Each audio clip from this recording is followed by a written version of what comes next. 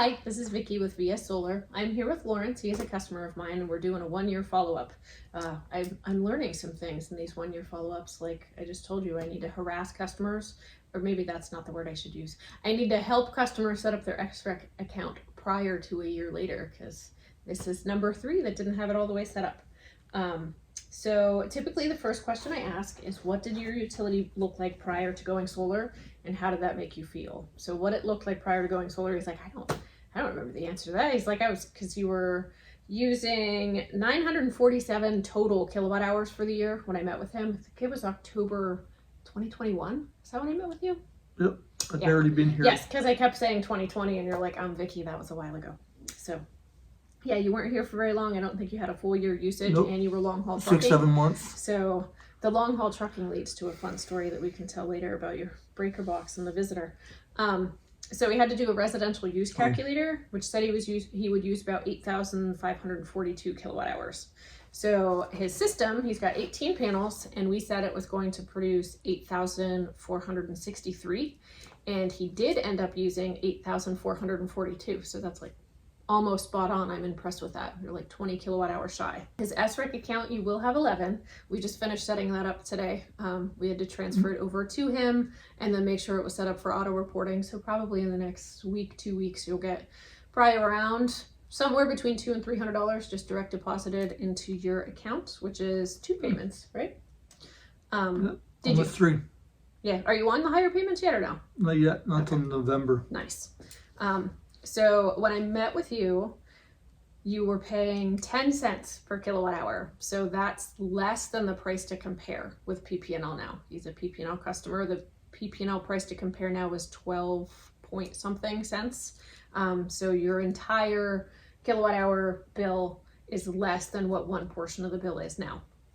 So you were paying $71 a month, or would have been, for the amount of kilowatt hour usage that we put up on your roof. So the equivalent bill would have been 71 bucks. Your payments were set at $74.18, unless you don't add the federal tax credit into that, then they go up to $100. So you're still paying the $74.18 for now. It will bump up to the $100 because you said you took your federal tax credit and paid off your bike, right? Yeah, because it wasn't enough to. Yeah, that's what, like a $200-some payment that you don't have to pay now, right? Versus 20. So the payment went up $26 to save $250. I probably would have done the same thing. That's federal tax credit is yours to do with what you want. Like I can tell you what to do with it, but you don't have to listen to me because it's not my money. So it's saving more money a month. Yeah. It's less bill, and I switched jobs, and they needed to actually have some more money in the bank. Yep, I have customers who do that. They use it to buy a car. They use it to pay off credit card debt. Like whatever's going to make the most financial sense to you. It's your money. But your PP&L bill, and a lot of people don't realize this because you don't sit down with your PP&L bill and do a bunch of math, I would assume. It's probably not a thing you do. Yeah, I do that. So PP&L's price to compare, or the full rate in December, so like the first half of this year, was 19.2 cents. So that equivalent bill would be $135. So even without putting the federal tax credit in, your payment is 35 bucks a month less than it would have been to pay PP&L. So how does that make you feel? A little better, I guess. Yeah, it's nice to have not that PP&L bill, right? So for you, what changed after switching to solar energy? Well, my light bill went down. Yeah. Other than that, I still got a PPL just to send my electric over the wires. Yep, he's got the customer charge, and it looks, you did have a little bit of a bill in March, so it looks like you used a little bit more than we thought you would with the residential usage calculator, but you've put windows in now, so maybe that'll change. But there's always that $15 customer charge, and I was proud. I was looking at his bill, so I was like, you do the same thing I do. You just chuck like $150 at them and ignore them for a while. That's what I do too.